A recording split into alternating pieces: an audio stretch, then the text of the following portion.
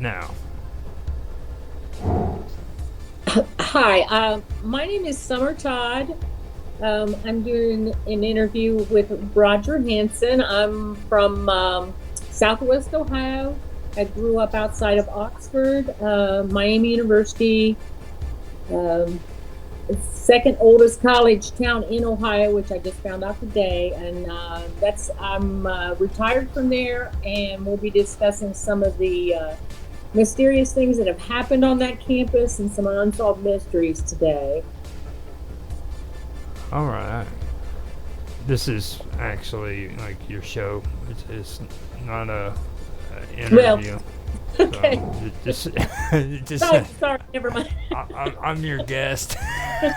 And Roger's my guest. I'm sorry because I Yeah. got distracted. We were having some issues, so this is my show. So yeah, I'll be leading into everything. So, but that's a little background on me right now. So Now I'll help with trying to get Austin in the background. So like whenever uh, you need me to talk and everything, I'll be available. But like okay, I'd really like to have him in here too and stuff, and that's cool. So, okay, but with Bob Dub, do you want to say hi, Bob Dub? yeah, that'd be good. I think she's gone. She got. Yeah, it's an interesting day. Okay. So the topic today, what is it do you want to get into? Because we had the interview and we were talking about the university and stuff. Now, where do you want to start out when it comes to that university? Because I did the research that you sent me, and I think it's really interesting. So I just want to know where you want to start with it. When I was talking to you, I think a lot of people were interested about the unsolved mystery with Ron Taman. Um, so, I mean, if you've done some research, I've seen some stuff. There's some stuff I know about it. I watched it on Unsolved Mysteries, and of course, I worked in Miami for 20 years, so I've heard all kinds of stuff. Mm-hmm. So we can kind of lead into that. The student that disappeared there. Tom's, yeah. Wasn't that his name? It was just Ron Taman was his name. Ron Taman. And the year, God, I know the year. Um, he disappeared. I actually got that. Um, Yeah, I should have brought that in my notes because I'm not real good with dates. But I brought notes for you, so like I told you, I've got everything back, or I'm backing you up here. I got right. it. So, I just have to scroll down and find it because yeah, there is a lot of good stuff on here. I mean, right. Right. this is probably one of the most interesting untold stories there is out there, to be honest with you. Like, you could create an entire freaking movie off this stuff. Yeah, well, like I said, it was on Unsolved Mysteries. Um, Uh-huh. and what was the year? 1940? It Was was it? in the 50s, I believe. I Ronald Taman, he was a 19-year-old who went missing April 19th, 1953. Okay, 1953. Okay, and so the story was it was spring break, and so there's no one around. There's not very many students around, of course. And I've been there at spring break, and it's desolate. Um, and I guess he was still on campus, and he was studying in his room. And I don't know what kind of weird stuff they did back then for fun, but I guess somebody tried to play a prank on Ron Taman. So he found this fish in his bed supposedly, and then he went and got housekeeping, and he wanted new sheets, which I always thought was kind of strange. Um, because first off, there's hardly anyone around, and he ended up disappearing. And I mean, if somebody played a prank on him, you think that they would want to see his reaction, but that didn't seem to be the case. So that was how it all started. I think that was the housekeeper might have been the last person to see him, from what I'm reading, from what I've read. So he has this fish in his bed. He gets the sheets, and then I think his roommate came back. Maybe the next day or early in the morning or something, and Ron Taman was gone, and nobody really ever saw him after that. And the police were called, and they started a search, and I think they drug. It was called Acton Lake at the time. Now it's Houston Woods Lake. There was even rumors that Rowdebush Hall, it was when it was being remodeled. People said, well, I think it was being remodeled around that time. People said, well, maybe the cement was wet and somebody killed him and put his body in the cement. So when Rowdebush Hall was remodeled many years later, maybe in the 90s or something, they said they were always trying to see if there were any bones or anything. Of course, cement's, pretty acidic. Yeah. So I don't think it would be in there. There was a cistern behind Fisher Hall they looked in. There's also a report, probably there's a little town about 30 minutes from Oxford, 7 Mile.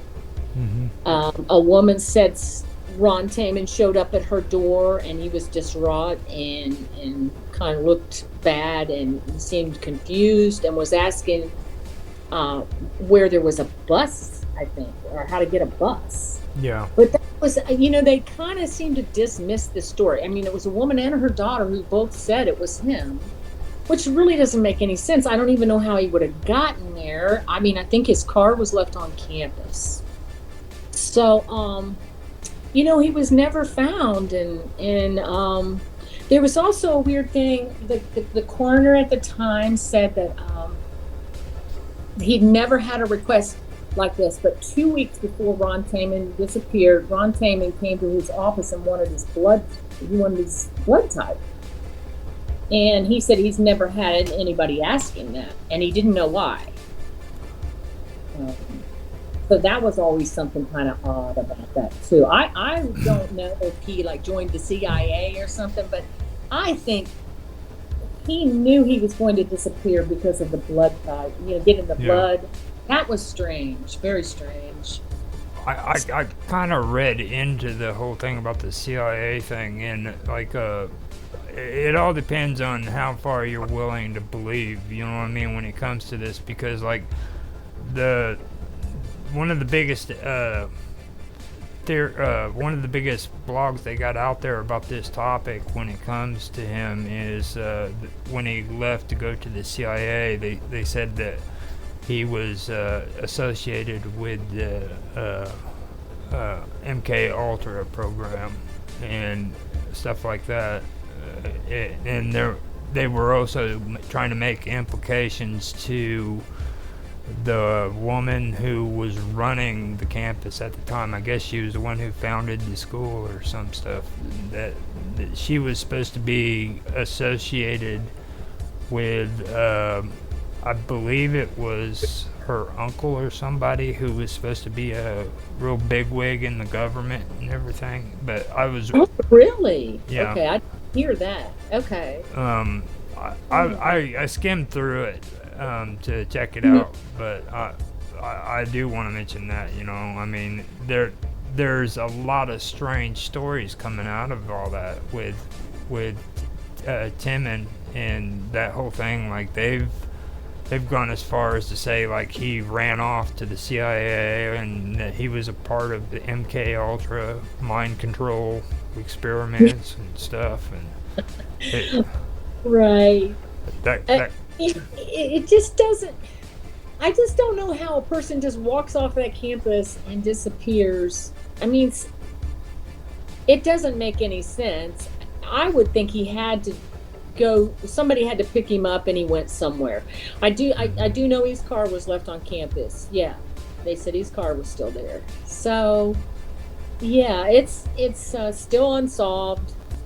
And his parents, I think, his father's probably dead now, but back in maybe it was 70s, his dad was still looking for him. And yeah, it was just very strange. Yeah. Yeah, the what it was is uh, it was initially built as an independent college building on September the 3rd, 1856, and then Oxford Female College occupied the remoter location northeast of the developing town of Oxford, Ohio, as well as Miami University. They were talking about a Reverend or Dr. John Witherspoon Scott, and he was father-in-law of President Benjamin Harrison. And, Oh, okay. now, uh, the founder of Fisher Hall is who they're talking about, and it's a Ebenezer Lane, and Yeah, yeah. uh, Ebenezer Lane and Reverend Dr. John Witherspoon Scott were the ones involved with it, and the woman who ran the place was supposed to be affiliated somehow with somebody in the government, basically. And Oh, see, I had never heard that. Yeah. and I just know that there was stories on campus about the Fisher Hall being haunted. Of course, it was torn down in 1979, I believe, and it mhm, was just it sat on campus for years, and it was deserted, and it was scary looking, and people would go in there, and you know, around Halloween, and just in general, they'd go in there and you know, try to scare themselves, probably, yeah, but. Yeah. And then with Ron Taman disappearing from that building, that's it was a big deal at the time. Yeah. And it still is today. There's, it's never been solved. So, well, I even heard. Is it true that like when they tore the hall down, they even searched for his bones and remains then when they did it too? Because oh yeah, I think so. Yeah. And this your sister and I said behind there, I think they looked in that again. And like I said, that the lake, it's Houston Woods lake, they drug that lake when they were looking for him. mhm, It's not a big lake, but it's big enough, mhm. trying to find him. But nobody ever found him.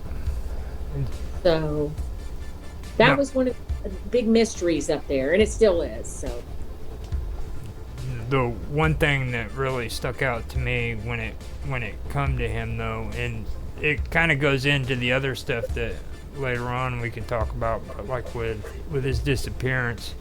It's more of how the police dealt with it. You know what I mean? Like that right there is probably the most suspicious part about it. You know, I mean, for me it is.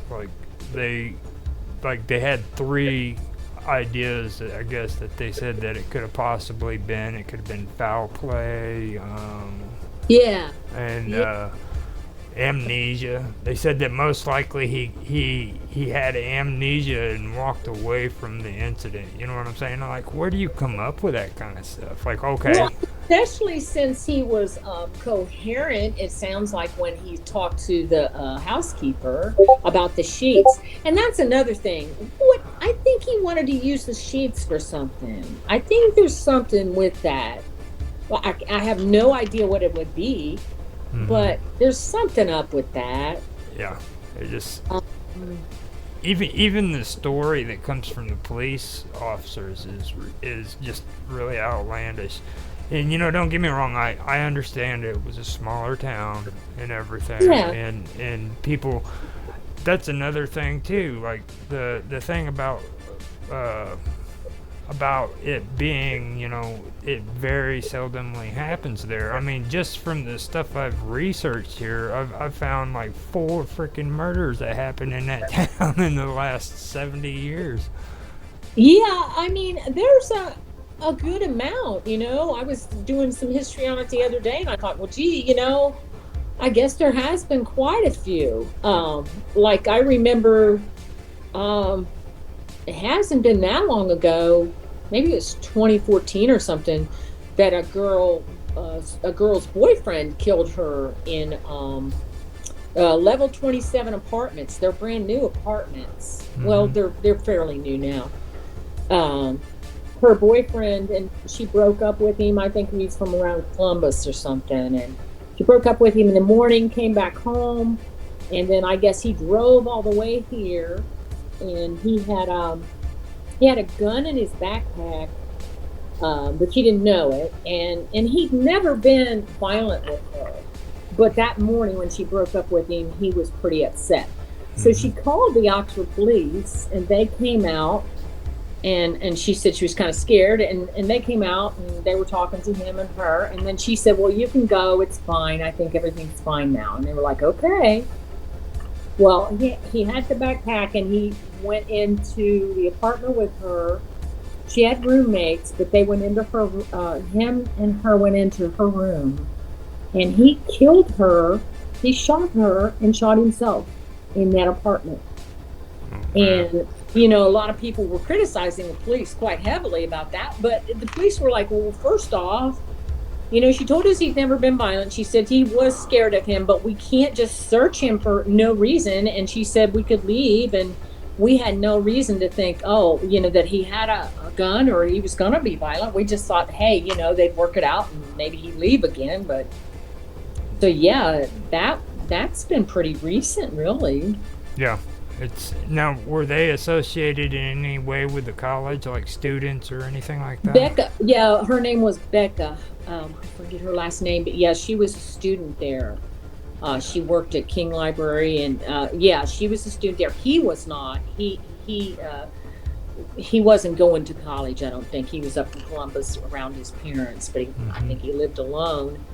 Um, and yeah, she was a real good student, and I think that was part of the problem is she was starting to kind of grow apart from him, and he just couldn't handle it. And it was really sad because when I read the stories about it, um, his parents loved her and her parents loved him, and the families were pretty close, and nobody ever thought anything like that would happen between the two of them. So, Yeah. yeah, that's a pretty sad story. Um, No, but yeah, back to the campus, there's there's all kinds of haunted stories about the campus, and um, I'm trying to think. Peabody Hall's one that a lot of people have talked about.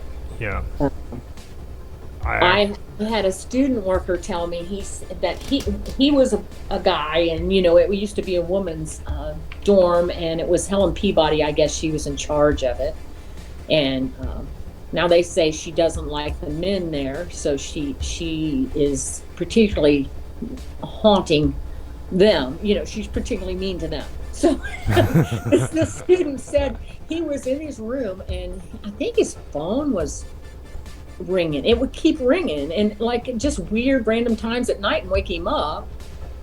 And this was like before cell phones, I think, or right as we were getting into them. But um, he said he unplugged the phone and the phone still rang. So I think he asked to get out of that hall.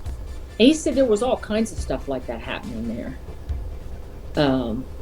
And then, oh, this is good. I was when you go, like, I was looking for a different job on campus, and so you just go to different departments and interview. You put your name in, and they interview you. So I went to Peabody Hall um, to interview for a job, and there was an older gentleman there and interviewed me, and he was talking, and I was getting ready. We were wrapping up the interview, and he said, "Oh, and by the way, I know you've heard that this place is haunted." And he said, "I'll tell you the truth. It is. Every bit of that stuff you've heard is true." And I was Yeah. like, "This is crazy."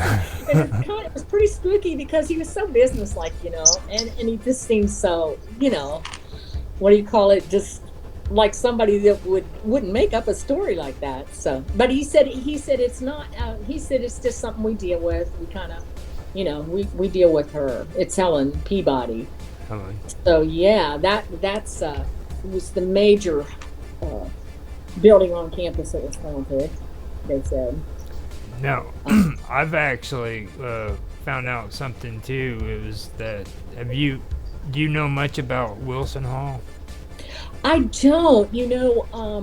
I think they just tore it down not too long ago. Yeah, they called it the Pines. Yeah, it was part of Fisher Hall at one time, I think, Hmm. right? It Yeah. was pretty close. I heard it was very haunted though. I think there was an administrative assistant. I don't know. When you work in the university, you deal with a lot of people in different departments, and I had called her about something, and she said, I don't know how we got talking about Wilson. About they were going to tear it down, and she said, "Well, it's a lovely place, and it really isn't in bad shape." She said, "The only problem is it's haunted." She said, "I worked over there; it was haunted." And I was, oh, That'd I be a big reason for not wanting to work there, you know. I mean, right. it's I don't know, like, but yeah. So that was kind of odd. I worked in Schreiber, and I never really ever heard it was haunted. But then I was talking to one of the mate or the building managers, and he told me that they set up the dining area. It's called the Heritage Room. They set it up for events and stuff. So that's what a lot of our student workers would do there, or his student workers. And he said one of the students was going in there. It was early in the morning, and she was setting up the tables, and she looked over in the corner, and there was a woman standing there, and she was like, "Oh my God, how'd the person get in here?" hmm. And then she said they just disappeared. So she was always afraid to go in there by herself and set up the tables and stuff for the events. Yeah, And yeah, and that so that that that kind of goes back to what you was talking about in your interview with me and with your mom, where she had the same kind of experience too on campus, didn't she? Well, yeah, and now that place it's a community center. It's still there, and it's clear across. It's across town, and I think that's why Miami University rented it out as a community center, because it was kind of maybe away from the main campus. Oh, cool. Um, and it's I've heard so many stories about it, and it's so weird. I tried to look up some information for you, and I couldn't find anything. I really couldn't. And so it's really strange. But yeah, when she worked there though, it was still part of Miami University. It was a dining hall, residence hall. So like I said, she saw this lady over in the dish line, a girl, all dressed in black. And so it scared her half to death, and she was there by herself in the morning setting up salads. But and she said the girl just disappeared. And what was weird is the other day I was looking up stuff to send you, and I saw some of the girls how they used to dress back in the Yeah. 1900s, wore the black dresses and skirts and stuff. So yeah, that was pretty interesting. Now, Austin said he got his audio finally, so. Oh, are you on? Can you hear us, Austin? Yeah, I can hear you guys. Oh, Okay. okay. Yeah, feel free to talk now. So, we, I had to turn my phone off and back on. oh, oh, wow. okay. Yeah, I knew it had to do something with turning something on and off, because that's the way it always works. It always works that way. Yeah, Yeah, that's always the first thing I try if I'm having technical issues. right. Now, And so, Austin grew up too outside of Oxford, but he didn't work at Miami University, but he's heard a lot of the stories about the university. And then the Bikers Light, all the students go to see on Oxford Milford Road. I don't know if you heard much about that, Roger, but you told me a little bit about it in your interview. I remember yeah. the light and everything. So, I mean, and we've actually went out there and we've seen it. I mean, I can't figure out what it is. Like, you'll go out to this old road, and there's a curve, and you turn around, and then you can. I've seen it without flashing my lights 3 times, but you'll sit there and you won't always see it. But when you do, it's pretty scary. And it's like all of a sudden you'll see a light and you think it's a car coming up this road. hmm. But then it comes right at your car, and then kind of just disappears. And I can't figure it out. So and it's pretty national. That a story is I've seen it on some ghost, you know, stories on TV and everything else. So it's Yeah. pretty national. And a lot of the students go out there at Halloween to see it, and Austin's seen it. So yeah, Now I've seen it many times. it's pretty scary.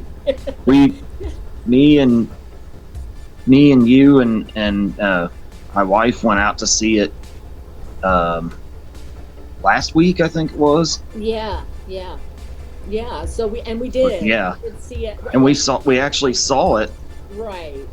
It's not as bright as I've seen it before, but that was it. And it's weird. So of course, you know, his wife April got scared. So she was like, "Let's go." Yeah. So yeah. It's a little creepy out there too, because Yeah, it's kind of on even this that aside, old back road there. Yeah. So that's pretty crazy. What kind of stories, or actually, have you heard or seen anything when it comes to the university at Austin? Like, do you have your own personal stories about anything when it comes to that at the college?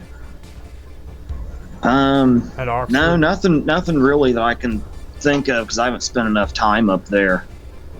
Like, Back to the Ox College where my mother saw that the lady. I forgot about this, but my brother-in-law, of course, he liked to sit around and drink, and he'd always tell big stories. But he worked at Miami University as a maintenance man, and I think he was telling the truth about this. He said that none of the maintenance men wanted to go in that building. They'd be there like one time, and they would never want to go over there. Nobody wanted to go over there. He said if it was just a change of light bulb, he said nobody wanted to go over there.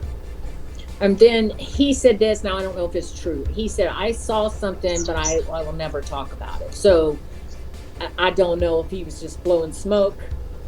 I mean, he did seem like he was kind of scared. So that was a story I heard. Oh, and then also it was, well, right now they do plays and stuff in there, but I think I don't know if that's just when it was with the university. Do you know, Austin? I don't know. They had plays, and they did plays in there and stuff. But Plays. yeah, they had plays like for art. Which hall was it? Ox College. Are you talking? I don't know the about. community center now. oh, okay. I don't know about It that was for part sure, of- but it was part of the theater at one time or something. So No, you talking about the whenever I was checking it out, it was talking about the Markham Hotel and conference area.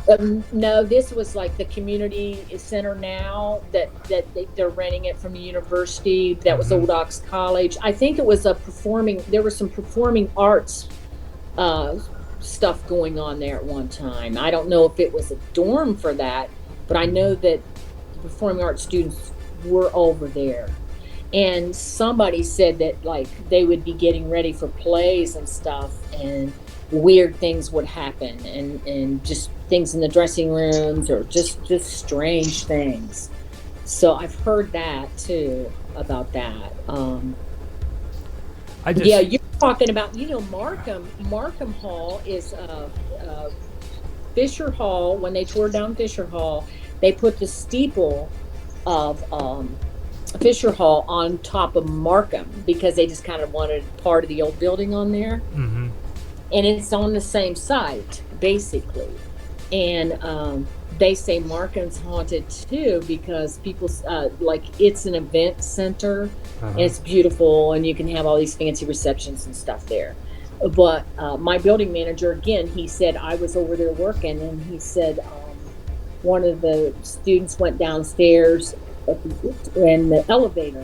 He said the elevator just was supposed to come back down, but it went back up, and she just got scared. She just said she felt weird. She was getting some wine or something, and so that building is supposed to be haunted too. Most of the buildings on Western campus are, it seems like, up there. You want to hear what I found out when it came to Markham Hotel? Yeah, yeah, I'd be interested. Okay, you know the name of the hotel was named after somebody, right? Yeah, It, I think so. it was opened in September of 1982 on the former site of Fisher Hall, Right. which you Yeah. know. Okay, but the building was named after Joseph T. Markham, a Miami alumnus killed in a car accident in 1973. Oh, was he? Yeah. Now I do vaguely remember that. Now, see that goes into what I'm saying. These are like Hmm. weird coincidences that just seem to be related to death that anybody could just mark off as insignificant and everything. But it just seems odd that everything related to this freaking college has something to do with death in some way. You know what I mean? There was a lot, and I don't know how he was killed, but we had a. This was weird too, and it's just creepy. I don't know that there's anything spooky about it, but there was a physical facilities director, I believe. He was in a car, and this was like I think in the '90s maybe. Um, I can't. I'm not for sure, but it wasn't a long time ago. Um, he was in a car coming to work, but he was a passenger. And there's like these riding stables you go by, and you're coming on like up the highway, and you come right into Miami University. Well, there's a lot of deer and stuff come through there because there's some woods there, and somebody was coming out of Oxford as they were coming in Oxford, and they hit the deer. It flipped up over the hood of the car and went through the windshield, and it killed this poor man that was over in physical facilities. He was a director. Everybody loved him and stuff. Wow. It might have even been like in 2000. I think I was working there then. And everybody, and it was right before Thanksgiving. So there's these creepy things like that happen too. And then I think I did see that car accident. I don't know the particulars on that, but um, yeah, that's a little weird.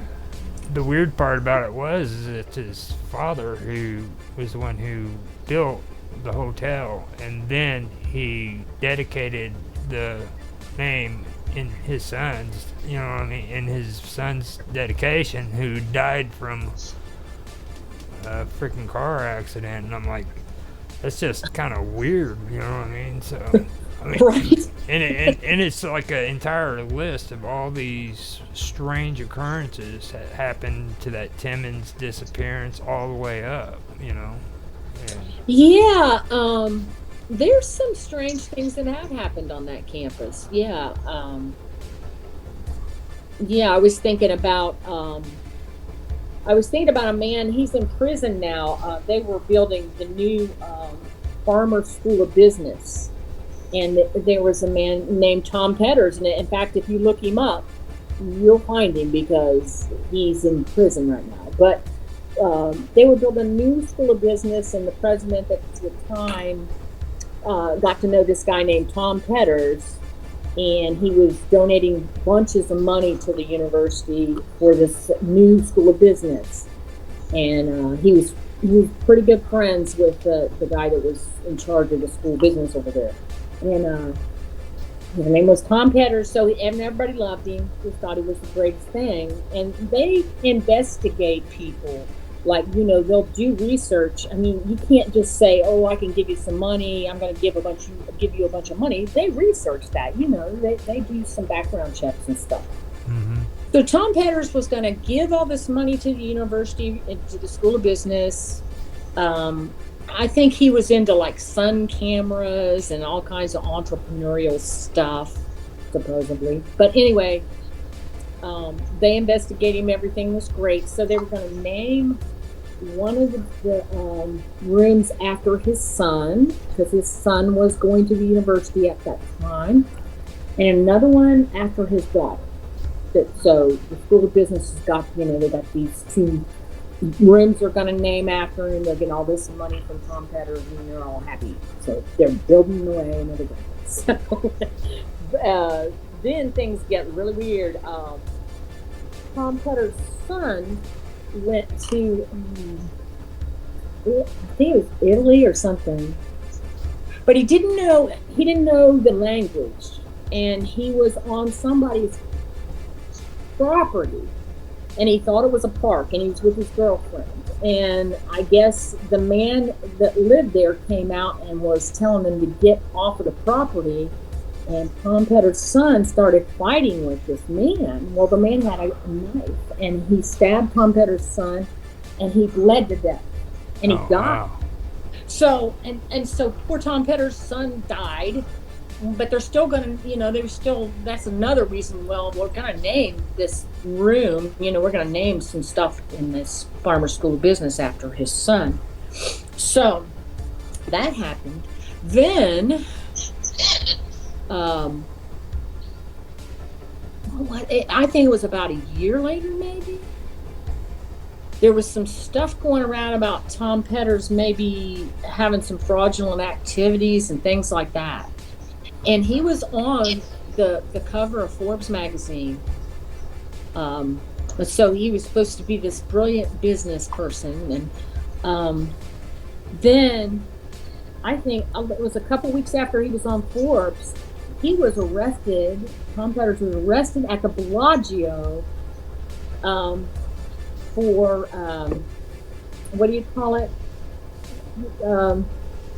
Stealing people's money. He was investing. He was embezzling. Embezzling people, yeah. He was like He was embezzling from the. He was embezzling from those alumni. and he was like a Bernie Madoff, and he was embezzling money from people that he grew up with in Wisconsin, I think, at their church, and I don't know that he would have ever been caught, but the economy, it was starting to kind of get weird, and people wanted their money back from, their investments, and that's how they caught him. So this guy goes to prison. The Farmer School of Business has to, they had to get the money, they had to give the money back because there wasn't any money. So it was a mess. But there's, it's weird. And then, his daughter, they didn't name anything after his daughter. And of course his son had died. So the whole thing was just kind of creepy and weird and bad. It's like the whole thing's kind of as cursed. That's exactly what I was thinking the whole time reading the stuff that your mom gave me to read. Okay, all I'm thinking of is I told her, I was like, you tell your daughter she needs to go to another college out of state. Well, she did to UC. She didn't. Yeah, she went. Yeah, she went to UC. So nothing bad wound up happening there. That was horrible. I mean, and this is one thing after another. And then it goes back to what I was telling your mom about the police, okay? The police come up with this crazy stuff. Like, they turn around and say, well, the citizens here in freaking Oxford, they're not used to this kind of stuff. And I'm like, where do you come up with that crap at? I mean, people are dying all the freaking time here. Yeah, I used to hang out up in Oxford. There's a lot of pretty rough corners of that town. so people There's a lot going people were pretty used to some pretty messed up things up there. Yeah. More so than you would think for it being a really small town in Ohio. Yeah. Yeah, I think, and Austin, I think this story's kind of yours. Is the girl? There was a student that was hit by a train, right? So you can tell everybody that story. Oh yeah. There was a girl.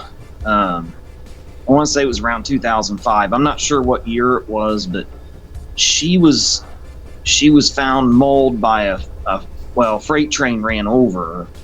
The engineer said she was just laying out on the tracks when he was coming down the line, and he sounded his horn, and obviously that didn't make her get up, and he couldn't stop, so he ran over her, and it took him a few weeks to identify her, and I guess her body was so mauled from having been ran over by the train that they couldn't figure out much, but they suspected that this bouncer at a bar uptown had murdered her and dumped her body on the railroad tracks. Mm-hmm.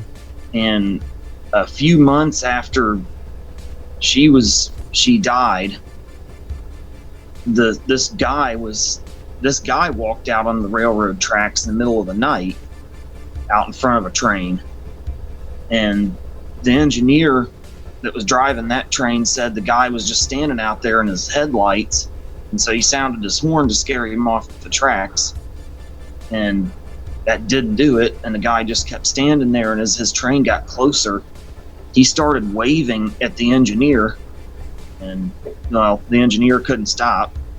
You can't stop that much weight that quickly, so he ran over him, but that was that bouncer who was suspected of having murdered that girl. Oh wow! And then dumped her. Yeah, he was the bouncer at that club uptown. I don't know if he went to the university, but she was a student there. Yeah, she did. Yeah. You notice it all rotates around women. So like that crazy. Well, I think it's kind of crazy with the MK Ultra thing that I was telling you about when I was reading through what you said about Timmons. This woman, she believes that he ran off and joined the CIA. Yeah. And then she, if you read closer and farther down to it, it starts saying that he was like a part of the MK Ultra program, which that was where they tried to use LSD as like a mind control substance. Right. And Wow. to brainwash people and like turn them into Manchurian candidates and stuff. Yeah. Wow. Yeah, it was. Well, see, your mom told me about that and gave me the references to it, so I checked it out, and that's when it started doing that, and I was like, hold on, that's just... first of all, I know John, he doesn't really get into the whole conspiracy theory thing, you know, so I was like, going to be quiet about it. But then I kept reading, and I'm like, hold on, man, these women are freaking dying, you know what I mean, and they're college students at this college. You know what I mean? Yeah, they're dying in droves up there. It's and that's weird. And then I read that story about gosh, what's her name? I just read it today. About the woman in Candlewood. Oh, yeah, the one that was the cold case that's going on up there, right? Yeah. I have her name too. It's Elizabeth Andres. Yeah. Andres. Or Andres. Andres. When you mentioned it, I don't know. At that time, I think it was like, 1979 or something. My husband and I lived in Candlewood, but we were so busy. Like he was working almost a job and a half. He was playing music. I was working full time, and we were trying to get money together for a house. And the media wasn't like it was. Back then it wasn't like it is now. So I heard the story, and I heard a little bit about it, but I never really paid much attention to it, even though I lived in Candlewood. And because he moved away, the boyfriend moved back out west, and I think she had graduated. She was getting ready to leave, but I investigated it today, and it's it's pretty terrible how the police treated her boyfriend. I don't know if you saw that, Roger. Yeah, if you got to look at it. I did.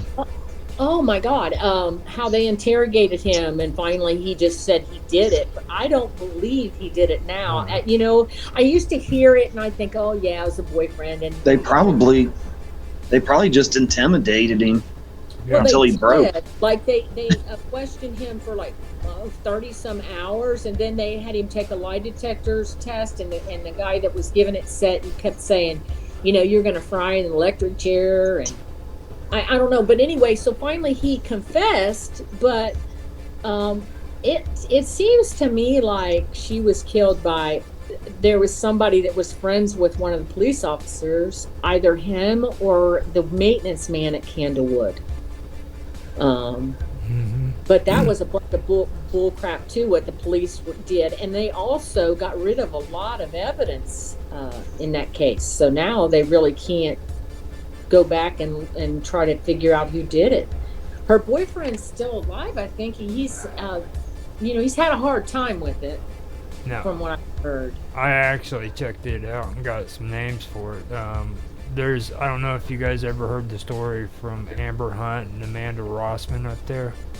They were, they're a journalist. Not sure. They're journalists, but they thought the story behind that was so important they actually did their own podcast for it, a whole series on it. And what they said from their investigation was that the police did an improper investigation and it just wasn't done properly. They accused Robert Young, who was the boyfriend, of murdering him, and he did confess, but he recanted his confession afterwards. And he passed a lie detector's test too, I think. Yeah. No, the juries in two separate juries, both criminal and civil, found him not guilty. And even though both of those juries found him not guilty, the police refused to do an investigation. Yeah, and didn't some evidence mysteriously just disappear? Now they'll never really know, I don't think. There was like the bloody sweater she had, and yeah, a lot of the evidence that had DNA, it just accidentally got destroyed, they said. Mm-hmm. Well, see, with I'm sure it was an accident. Mm-hmm. Yeah.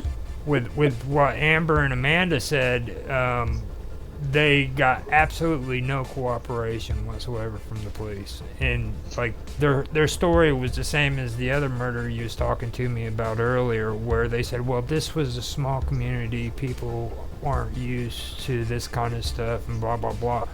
You know, I mean, come on, just the stuff I've read and found. There's a lot of very hardened criminals living in Oxford, more so in some of those really rougher areas than you would think. They act like it's such a quaint college town. Yeah. That's how Miami tries to market it, but it's pretty rough in some spots. Yeah. Yeah. But the one thing that was interesting to me is, and I think his name was Statham, wasn't it? Or no, not Statham. I know the other guy too. He was a police officer at the time, and his good friend was her manager at the Red Ox, I think. Her manager said, "Well, I've been to her house. You know, she invited me over, but her friends were saying she would never do that." And that's weird, because it's like he thought, well, maybe there was some DNA evidence or a fingerprint there from him, but they never investigated it anyway. So, you know, it's like he was making up an alibi just in case. Yeah. But they never ever checked it out anyway, and people were saying it was because he was friends with I think his name was Pat Baird at the time. They were real good buddies, so you know, that's weird that he was good friends with a police officer. And you know, but then the maintenance man too, that was weird. He left the country. He left the city of Oxford and left the area. Yeah, I never knew. They never said anything in any of the articles, so like I didn't know that. Yeah, he left. What happened? Well, see, and I think it might have been him too, because she got mad that night because he left her door unlocked the night before, and she wrote this nasty letter, a note. They had a copy of the note to the manager of the apartments, and she said, you know, he needs to stay out of here, and I don't want him in here. He left my door unlocked, and until I get my stuff packed and gone, I don't want him in here. And so then this maintenance man ends up right during the trial or something. They never even questioned him, and they never ever looked for any DNA evidence from anybody else but the boyfriend. And this maintenance man just leaves the area. I thought that was probably him that did it. Yeah. he saw a easy way out, and he slipped out. Yeah. But another weird thing about this too is, I think her murder was around. It was on break too. I think it was right after graduation. So, you get these crimes up there around graduation or when it's spring break, like Taman disappeared in spring break. There's nobody around up there. It's like that right now. They're still kind of on break, and you just go up there. There's nobody around. You could probably commit a crime, and nobody would know any better. Yeah. So that's something interesting about that university too. Yeah. Oh, Bob Dub, she's quiet. Huh? Bob Dub's been quiet. I think she's over there just taking it all in. Like, Yeah, I haven't heard nothing from her since the last message she sent me. are you there, Bob Dub? There. She's like, Her microphone's off. yeah, she stepped Is it? away. She's like, Yeah. Oh, she did. yeah, Yeah, she probably. said she's going to listen in on and off. Another thing, and this is so weird that I remember it as I talked to about things. Things come up. I used to work, and it was on Western Campus in Denison Hall, in the dining halls when I first started there. And there was a man. His name was Houston Wiseman. And speaking about breaks, this is how it ties into that. He was a flirty, gross guy. He just was always like talking about the women and all that stuff. And I was pretty young. Sorry, I'm here. Oh, you there? You can say something. We're just Oh, hey, Bob Dub. hi. So anyway, this creepy man I'm working with, he was kind of creepy, and I found out I had went to school with his son, and his son liked me back then. His son was kind of into drugs, and I didn't know his son real well, but his son would kind of follow me around some. So I talked to him one day, and I said, yeah, I kind of knew your son, and he was like, yeah, and he said he's into drugs real bad now. So his son, this guy's son, Houston's son, was like in a rehab center. And then, this is weird, and he came home, and it was over, it was going into Christmas break. Supposedly, he killed himself in Houston, his dad's house. He shot himself. Mm-hmm. And so, my mother knew, like, Houston's wife. That was, this boy's, I forget the boy's name, but that was her son. So, and she told my mother, she actually told my mother, she said, I think Houston killed our son.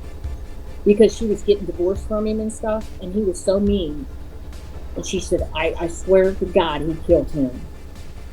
And I got to thinking about it, and I was talking to my mother, and I said, well, it's possible, because when we worked in the dining halls and it was getting towards break, we'd just do cleaning and stuff like that, and it was so easy back then. We had the old time clocks where you just punch out and back in or whatever. It was so easy to slip out of there then. So Houston could have easily, just left there during the day and came back. So that would have been his alibi, because he wouldn't have clocked out, and nobody would have known. Because, the students were mostly gone, his student workers and everything, so nobody would have known. Yeah. And so, and this gets even weirder, because, okay, so this Houston guy, he's just crazy and, everything. All of a sudden, right after his son died, and I know people do this, but he got religion. And if you know this guy, he was into all kinds of stuff. My husband bought a car from him. We found a gun underneath the seat. He was kind of shady. So Yeah. So his son dies, and right after that, this Houston guy starts drinking. He's got God. He's got this and that, and all, and that lasted for about a year. But so there's that story too, but a lot of people don't know it. And I never really said a lot about it, because you don't want to go around. Well, I was actually scared to say it when Houston was alive. I think he's dead now, but I wasn't going to say anything about it, but my mom and I discussed it some. And she said, you know, his wife is, she told me she thinks he killed our son because he was so upset that his son was on drugs, and he was just really hard on him. So she ended up divorcing him, his wife. But so that's another odd thing. It just seems like there was a lot of crime and stuff going on up there now that I think about it. Yeah, it could be a Almost. breeding ground. I mean, really, like a cursed area, like your son said. That's what I was just about to say. I was just about to say, I wonder if it's like the town was like cursed or something, because that old Walmart, the first Walmart they had up there, because they had a small Walmart, and then they moved it to a big super center on the other side of town. But back in the 90s, very early 2000s, there was a Walmart there that I think was built on an old Indian burial ground. See, So that could be a possibility too, because like all this stuff is happening up there, and if what I remember from my notes, wasn't this college built off a little bit of ways off away from the town up north of it, like off in a remote area? yeah, it was kind of away from the town area there, and more of the wooded, what was, I guess then back in the early 1800s, just forest. Mm-hmm. What's weird is, And we're not too far. That's not too horribly far from. There's a road called Wayne's Trace that I grew up not too far from. That was where General Anthony Wayne went through 1790, I think it was, and there was actually some wars with the Indian tribes in this area. Yeah. So they may have cursed a lot of the land. Now, I don't know about Oxford's history as far as that goes. I would need to do a lot more research into that. But if it's a cursed area, it could have something to do with that, possibly. well, and wasn't there the Talawanda Indians? Because our school was named Talawanda. That was after the Yeah, and that was, I think, the Talawanda and maybe the Shawnee tribes lived there. Though it ties into this Walmart, it's kind of weird because I don't know if you listened to my first interview with John talking about my sister in this haunted house she lived in. It was right at Caddy corner to where it was. Yeah, it was on the same land as that Walmart. Eventually, they tore the house down, and then they built a Walmart there. And her house was just creepy and really haunted. Yeah.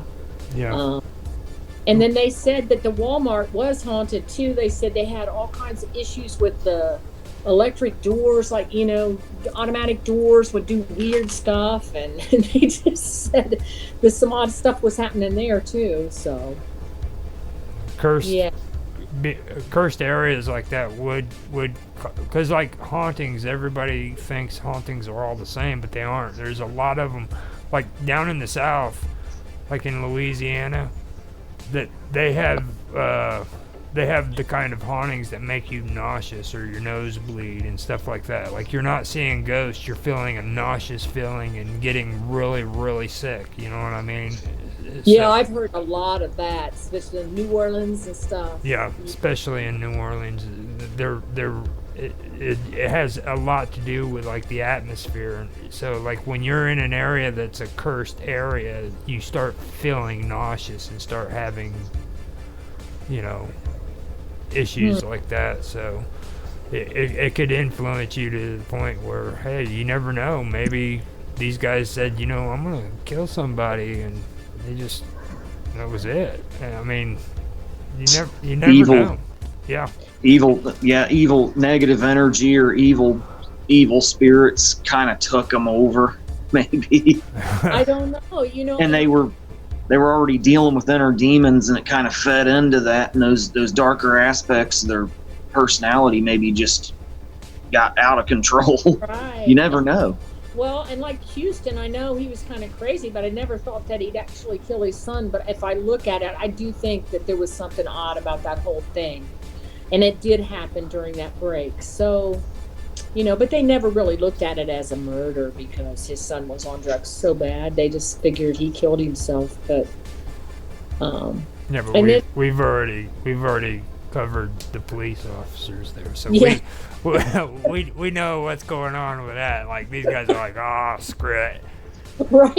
you know. Well, yeah. I And mean, then there's just a lot up there now that and I never really put that together until just recently. I mean, I just figured me being a little older and it being a college town, there's a lot that goes on. Now I worked on Western Campus a lot though. When I first started there, I worked over in a building called Hoyt Hall, and I loved it, but it still always was creepy. Like it wasn't a building that you'd want to stay in, by yourself after everybody left the office. It was always creepy. yeah, Um, that's a and it sign. was right by Peabody Hall, which was the one that's supposed to be so haunted, but. But that's a sign right there. When you're in a building where you don't want to be alone, something's telling you get out. You know what I mean? It doesn't Yeah. doesn't have to be a spooky voice. You know what I mean? It could be a feeling going, "Hey, you don't." Just need like a feeling that you need to get the hell out of there now. Yeah, so I used to, like, sometimes I would be the last one out of that building and I didn't like it, and I always felt like it was kind of back in the woods. But then another thing that ties into that, like right as you go out of the driveway out of there, there's that musical place called Presser Hall, the music department. And then I heard that was haunted. I couldn't find any stories on that either, but a lot of people on campus said, yeah, Presser Hall is terrible. It's haunted. You don't want to work there. So, and it's an older building. But it seems like a lot of it's on Western. But then, like I said, Shriver isn't. It's right across the street from Western. And when I started working there, I never thought Shriver was haunted. But after I worked there a little bit, I did. I didn't like I said, I didn't like being there alone. And it just had a vibe to it. But yeah, so. Maybe I need to do some more research into the history of the area prior to when the university was founded. Yeah. Like when the Indian tribes were in there, and see if there were wars between the Indian tribes and maybe there were wars between the incoming settlers and the Indian tribes. That may have led to, if Oxford is indeed a cursed area, that may have led to it being such. Yeah. Well, it seems like they're always in the news too, because they're in the news right now, don't you? Because the student leaving the bar, and then the police officer decked him 3 times with his fist, and so it seems like they're always in the news about something with the students, but and they're always trying to cover it up. Yeah. That's Ohio for you, though. I mean, Right. like Ohio, they've got a standard. Everybody has the Ohio voting thing going on there, so they have to do that all over the state. It seems like they don't want people to know all the bad stuff happening in Ohio for some reason. Or Iowa. I'm sorry, I got it mixed up, didn't I? What'd you say, Iowa or Ohio? Yeah, I mixed Ohio with Iowa. Well, Ohio's I don't know why I did stuff that. going on too. Yeah, Ohio is actually a pretty cool state. Whenever freaking I went through there, man. Me and my buddy Noble, I used to drive with him when he was a truck driver, and he'd always want me to go up into that area when we were heading towards West Virginia. Yeah. So he didn't like. Okay, you were down on the southeast side there. Yeah. Going into West Virginia. Yeah, we're over in the north or the southwest corner of it. Yeah. I tell you what, that area, you don't want to be in a semi truck driving down that area. That's some strange highway. Yeah. That really is. Now, I was watching a story about Hocking Hills not too long ago, and I've been there, and that place is creepy. I went there with my husband, and it's Hocking Hills. Where's that at, Austin? I always forget. Hawking, I think it's in Akron, I believe, but I wouldn't quote me on that. And you go off into the woods into these cabins, and it's like desolate. It's out in the middle of nowhere. Yeah, it's like got hiking trails and cabins you can rent for a weekend or something. Mm-hmm. It's kind of like a getaway. It's out in the middle of nowhere. And I'm not scared because I'm a country girl, so we go. Me and my husband go up there, and I'm like, I don't know, because it was out there. It was scary. So you're in this cabin, and there's nobody around, and we were out, just having a little wine, sitting out on this deck area, and everything you hear, and frogs, and you hear all the night stuff, and it's noisy because it was in the summertime or early spring, and just all kinds of noise, and all of a sudden, it just got quiet, like nothing. All of a sudden, and I told my husband, I said, what is going on? I said, it's real creepy. And it was like that probably for maybe 15 minutes. And then all of a sudden, the frogs and stuff started back again. But I told him, I said, that just creeped me out. So anyway, last week I was watching some scary stuff. I mean, it was like Terror in the Woods or something. And usually that's about Bigfoot. And they had a story about Hocking Hills. And what caught me was these people, there was a group of them that a lot of times groups go up there and have, camp out or just stay in the cabins because they're expensive. So several people will go. And this girl was celebrating her birthday and all of her friends. And I think her mom was with them. And they heard something out in the woods in the middle of the night. There was one of the guys was still up. Everybody else was asleep. And he came running in. He thought somebody was playing games with him, but no, everybody was asleep. And he woke them all up. They went out there. And they swear it was like they saw this Bigfoot out there in Hocking Hills. and then it like ran off. And they couldn't go back to sleep. So the next day, him and his friends went into the woods. And they saw this footprint. And they did have a picture of it. And this guy had a size 12 shoe. And he put his shoe next to it, and it was twice that size. And you could see it. It was an actual cell phone picture. It's possible. It's possible there could be a undiscovered species of primate, but right. But, I don't rule it out at all. It's just how you think by now they would have captured one, or I would think that's one of the things that's always puzzled me about it. And what got me about it, though, is the guy that was sitting out there, everybody else had went to bed. He was sitting out there. And he said, I was sitting there listening to the night sounds and all the frogs and stuff. So just like my husband and I were doing. And he said, everything stopped. And he said, that scared me. And he said, then he heard the rustling and all that stuff. Now, my husband and I didn't hear nothing like that, but it was weird, and I just remember that, and I know what he's talking about. So I don't know what's out there. Well, see, in the woods, especially if you've run in the woods, like I grew up in the woods, and like when you're in the woods and everything stops, there's no noise and stuff. There's usually something passing through that those animals don't want knowing they're there. You know what I mean? Predators. So. That's the one thing I've always been watchful for whenever I'm in the woods. Like, you gotta listen to the sounds. When the sounds stop, you need to be aware. You need to freaking know something's wrong. So yeah, and I grew up in the country too, and I used to ride horses, so I'm very aware of that, because you don't want to be riding a horse. If something's going off, they can throw you. They'll get scared or spooked. So yeah, and that's why when I was at Hocking Hills, I was like, oh. It just really got me when everything just stopped like that. And that was exactly what this kid, he was a younger guy, what he said. He said, yeah, I'm just sitting out there having a beer, and all of a sudden, and he said, it's the spookiest, weirdest thing, See, now you're getting me scared. Yeah. I'm going to have a hard time sleeping now because of that. You get scared easy, Roger? I wish. I'm wondering how Bob Dub is being. She's been real quiet, and now we're talking about. I don't know if she's still there. Like they call. Yeah, we're talking. They call Was them. that stuff she's really interested in? I don't know. I don't know. Oh.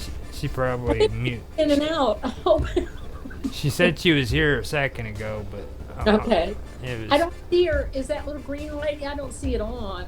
But Yeah, her microphone's still off, it says. yeah. She came in earlier and said she was still here, but Oh. it was like. But yeah. So another thing I don't know if you want to discuss it. It's kind of off topic a little, but it's not a lot. But since Austin's here, I might discuss it. Is the slider phenomena. Uh-huh. I know when I told you about it, Roger, that you had never heard about it. And I really hadn't until I experienced it with my daughter. Like when she would get upset, I think we first noticed it. Was it when who was driving the car? Was it her or you? You were doing your hours. You were driving. Oh, that was back when I had like my temps and I had to do my hours or whatever. So you were driving, right? I think you were. I think so. Yeah. So when she would get like upset, maybe with a boyfriend, or she'd get maybe tense or nervous, it would happen. So anyway, Austin's driving a car, and we're going around this corner, and there's this big light on the barn, on the side of this barn, and we go around the corner, and Chantel was like saying something about Austin was driving too fast, or she was scared or something. And then we go around the corner, and this big light just went out. And I was like, well, maybe it's an automatic light or something. But back then, we didn't have as much of them, did we, Austin, out there? I think it was just a security light. But it didn't come back on, and it was really dark. So there was that. Or like in her room, if she'd get mad at her boyfriends, the light bulbs would just like go out. It just like pop, kind of. I think we had one explode. Yeah. And then, we were walking down the street. We went to get ice cream somewhere, and it was getting dark, and we were walking down the street. And this has really made me think she had it, because it's the street light phenomena. And if you read up on it, a lot of people talk about how they take street lights out. So yeah, I know what we you're were talking about walking. now. Yeah, so we were walking under the street light, and it kind of popped, didn't it, Austin? And Yeah. I know street lights get old, and they're like any other light bulb. It could just be a coincidence. But she was upset, about one of her boyfriends that night. Those teenage girls, they always are. Yeah, and it's that high teenage energy. It's that energy, It could be related to like the poltergeist phenomenon, where you got a lot of pent up energy, mental and emotional energy, and it has to go somewhere. And of course, it's tied into, it's intertwined with physical reality. Yeah. So it can have major effects on it. See, I didn't recognize it with the terms that you guys were saying with slider, but then I have heard stories of that. I never realized that was what the term was, because I've heard of people knocking power or lights out when you're walking down the road. Right. I've heard of refrigerators getting knocked out because somebody was in the kitchen and it would knock the refrigerators out. Computers. Yeah. This was weird too. Again, she was kind of high energy. It didn't happen as much once she got past puberty and she was, in college. But she was moving out of an apartment, and I was helping her. Her dad and I were helping her, and I was in her room, and she had one of those, stereo systems with the 5 CD changers and stuff. And it was unplugged. We were getting ready. We were going to take it on out to the car. And so her and I were sitting on a bed. She was kind of getting stressed. You know how moving does. It stresses you out. So, and she's kind of getting stressed. And this stereo came on. And it was playing a CD. And I was like, Chantal, I thought you said it was unplugged. And she's like, it is.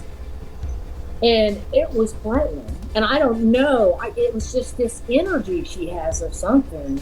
I mean, and she's one that kind of blocks it. I think if she, When you block it, it's like you create a dam, yeah, and that energy has to go somewhere. Mm-hmm. right. But if she It- was open to it, I don't know if she'd be a full on psychic or what. But she's very, um, yeah, she's very high energy or something. She's got a lot of stuff going on. Yeah, but she I tell you, kind of scares her. So I'll tell you what.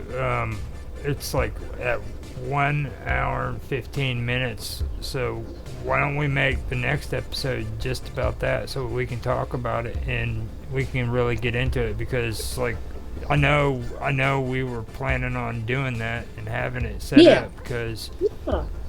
Yeah, it's a good point to start from the next going Yeah. in the next time around. we kind Yeah. of give everybody an idea.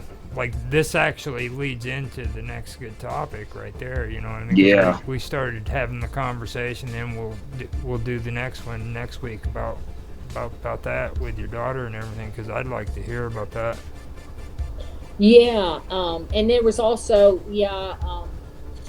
a professor I talked to about it, which I was kind of surprised he was very open to it, because I had never heard of it until I never ever thought about it, and I looked it up, and I was like, well, this kind of seems to fit what's going on. You remember that show that was on TV back in the 90s called Sliders? Yeah. See, that's what I know you. That's That's what she was. I don't remember. Yeah, that show was kind of about that phenomenon. Was it? Okay. yeah. And Yeah, that That's- show was about that stuff. I was thinking about it whenever you were saying that with sliders, because it's kind of about it. You slip in and out of freaking well, let's do it at another time, Yeah. because I didn't realize. Oh yeah. I didn't realize it was getting that time. So Well, and my phone battery's only like at 8%, so I'm glad that so you yeah, was it's able getting to- ready to die on me. I'm I glad think that you. everybody does that though, because I've Oh, noticed, I'll be on a computer or my phone, and it's like all of a sudden, if I get real upset, everything goes haywire. Yeah. I mean, I don't think I'm really like her, but it seems like we all kind of have that energy. I've seen other people do it too, and they'll be like, "What is going on?" And the madder they get, the worse it gets. So yeah. Yeah. I- Oh. Yeah, I've done that a little bit too, so So, if you guys want, we can stop it here and we can start back up next week. And like I said, I'll put the description in the video for you the way you wanted it, with the college and then the state both in the introduction with your episode, Okay. so that it'll be all that. And I'll check with you and see if you like how I set it up, because we can do the college and then Ohio, to where people know it's at the college and then at Ohio.